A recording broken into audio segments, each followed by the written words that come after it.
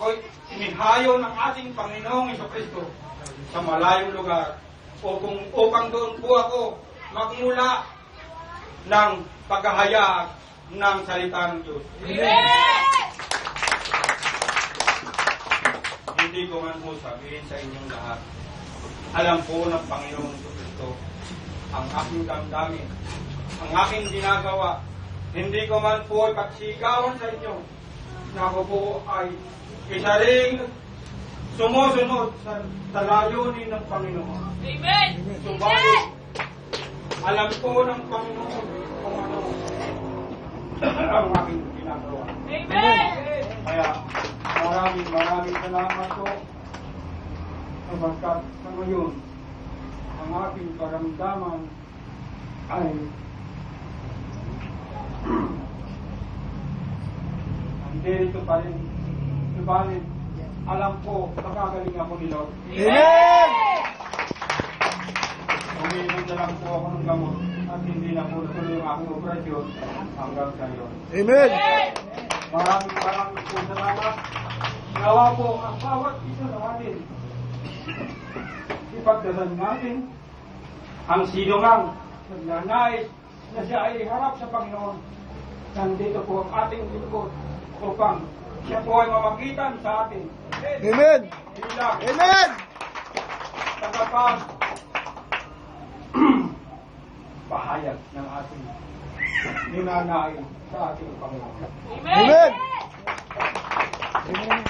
Maraming pong salamat sa inyong lahat at darating sa ating Panginoong Kristo na kung saan siya po ay nandito at alam po niya ang ating mga iniisip. Maraming salamat po. Amen! Praise the Lord! Amen! Amen! Hallelujah, Lord! Amen! Hallelujah! Amen! Purihin siya pagpakayaman. Amen!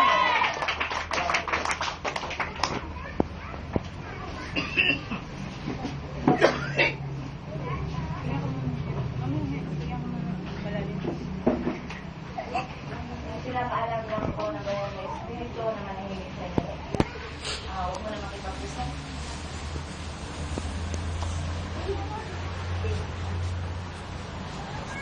Ang gawain kong ito ay napakataas. Amen!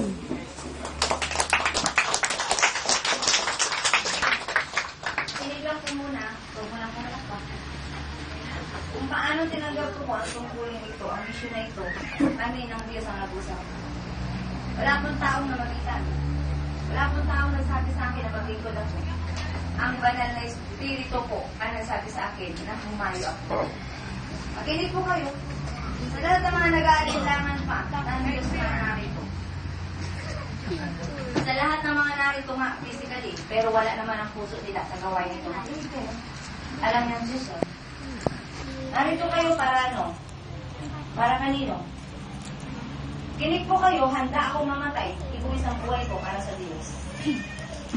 Handa ako sa sino man na magtatangka sa buhay ko. Kapag sinabi ng Diyos, wala na ako ito. Ginawa na niya ako. Ang puso ko at ang isip ko ay nakaari na sa Diyos. Ang habag ko ay nasa inyo pa. Sa inyo na mga mahihina pa. Kung paano na magitan kanina ang isang lingkod sa pangalan ni, sa katauhan ni Brother Bertie. Siya ay lingkod na kung saan iba ang kanyang pagkakatawag. Sa ngalan ni Jesus, siya ay nagsasalita. Sa ngalan ni Jesus, ipinapakita niya ang kanyang gawa ay tunay na gawa ng isang Kristiyano. Pag sinabing Kristiyano ka, ikaw ay tagasunod ni Kristo. Kaya mag-iingat kayo na kayo nagsasabing Kristiyano, ngunit wala naman sa puso niyo si Kristo. Kung si Kristo ay nasa puso ninyo, gumaganap nga kayo ayon sa sinasabi ng Diyos. Kaya mag-iingat kayo. Ipinapaalam ng Diyos ngayon sa inyong lahat na ang lahat ng masamang espiritu na nagnanais at dangan ng gawain ito ay kukunin niya. Tatanggalan niya ng buhay. Masamang espiritu na nananahan sa katawan ng tao na gusto hadlangan ang gawain ito ay kukunin ng Diyos at kukunin ang buhay niya. Hindi ang buhay natin. ng mga nasa Diyos niya. Makinig kayo. Makinig! Ako'y nangunguna hindi dahil gusto ko. Ako ay nakatayo dito hindi dahil sa gusto ko ito, kundi dahil sa nais ito ng Diyos. Maraming masamang espiritu na nanditiyan lamang, umaalyaligid at hindi nagtitiwala ang totoo nga ito din eh. Kaya mag-iingat kayo sa mga nakakahalubilo ninyo. Gamitin ninyo ang Espiritu ng Diyos ay pinagkaloob sa inyo para ma-detect nyo kung yan nga ba ay bad spirit. Makinig, dito may nakalagay, bawal dito ang nagmumura. Sa loob ng tahanan ito ay bawal ang nagmumura. Kayo man ay kamag-anak, kapatid, anak ng may-ari ng bahay na ito, bawal dito ang nagmumura. Kaya kung sino man kayo, kung gusto niyo magmura, huwag dito. Doon sa labas ng gate.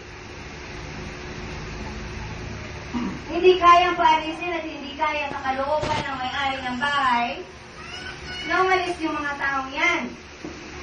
Bagamat yan ay utos na ng Diyos sa kanila. Sino ba masusunod? Ang tao, ang Diyos. Diyos. Ang habag ay hindi para sa tao dito sa lupa. Ang habag ay para sa tao, para sa buhay na walang hanggan. Paano magbabago ang mga tao yan kung hindi nyo paninindigan ang sinasabi ng Diyos? Tutulungan ninyo pinansyal, material, hanggang saan ang tulong ninyo ibibigay sa kanila kung ang kaluluwa nila mapapahamak naman sa impyerno. Kung kayo mga nandito sa loob ng tahanan, bukas na ang puso ninyo sa Diyos, pagsabihan ng lahat ng tao narito, kumilos sila at sumamang manampalataya. Kayo ang may authority. Magsabi. Kung ikaw ay tatay, kung ikaw ay nanay, may authority ka sa mga anak mo. At kung may kasambay kang pamangkin mo, o sino pa man, may authority ka sabihin sa kanila.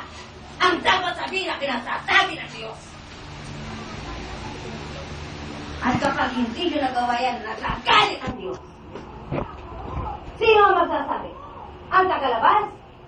O kayo na narito na nakakarinig na ng tinig ng Diyos? Makinig kayong lahat kahit hindi kayo taga rito. Uuwi kayo dala niyo si Jesus. Kaya may authority kayong magsalita sa mga hindi naniniwala sa Diyos. Sino ang makapangyarihan? Ang demonyo o ang Diyos na siyang lumikha ng lahat ng bagay? Kung ang Diyos, mayroon kayong karapatan, sabihan sila. Amen. Dala niyo ang Diyos, huwag niyong ikahiya ang Diyos. Makinig kayo. Mga anak na naliwanagan, pagsabihan ng nanay at tatay niya, bago mahuli ang lahat, sa maayos na pamamaraan. Inaita ay mahal ko kayo. Ang sabi ng Diyos, bawal ang nag-aaway. Hanggang ngayon ba naman, naway pa rin po kayo ng away? Ano po ang aming matututunang mabuting asal po sa inyo po?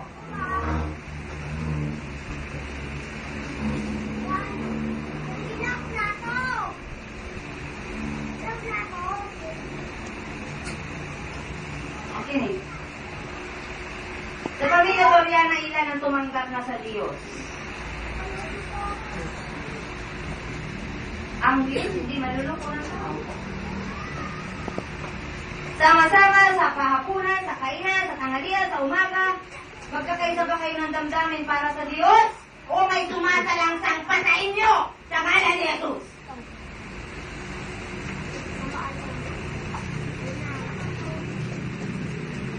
Ang dapat kasalo ninyo ay ang mga tao may loob sa Diyos. Ang di nyo, papanalig, laban sa inyo. Maging matalino lang kayo. Ate, nandito kapag nandito ka? Kapag wala ka, wala dito?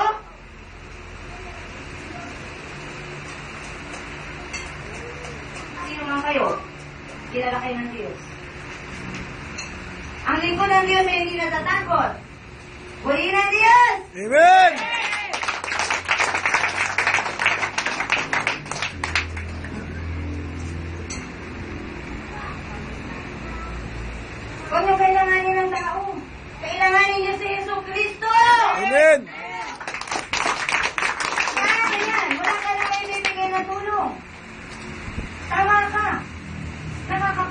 sa'yo, makakapunta kaya ang mga anak mo.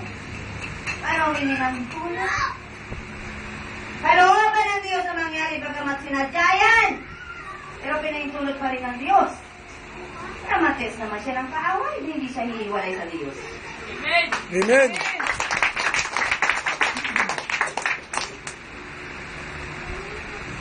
Paano kung wala na may pakain?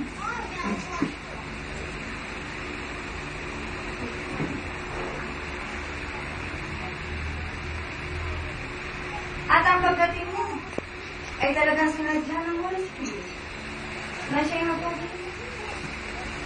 Para maiparinig mo sa Kanya ang iyong pananampalataya. Amen! Na hindi ka natatakot sa karamdaman na yan ano man ang mangyari sa iyo. Handa kang ibigay ang buhay mo para sa Diyos. Amen! Ang tunay na nagmamahal sa iyo sa Diyos ay walang kinatatakutan kahit ano.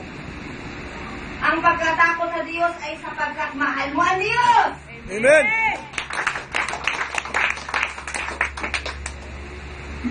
Kung hindi makapag-aral ng mga anak mo, anong ikatatakot mo na rito lang kayo sa Diyos? Diyos ang bahala sa iyo. Amen!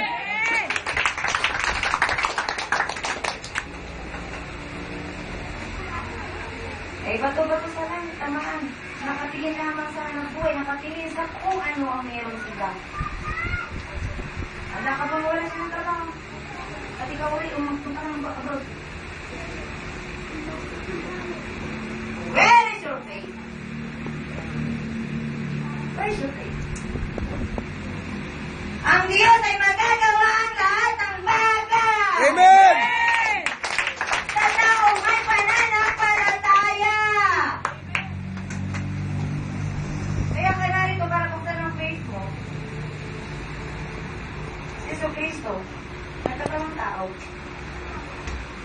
Sa simula po'y naroon na ang salita ay kasama ng Diyos, ang salita ay nagkatawang tao, sa ngalan ni Jesus, ang salita ng Diyos ay Diyos! Amen!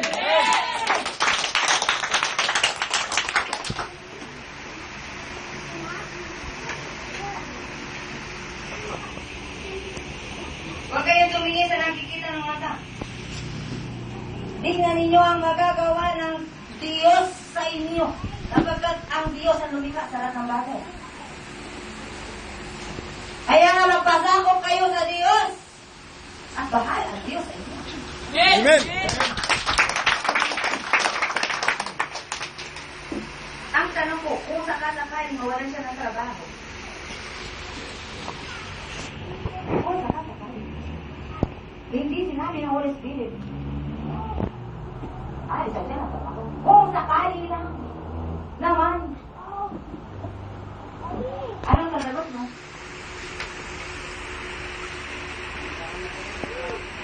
Oh, ay di ba na? Amen!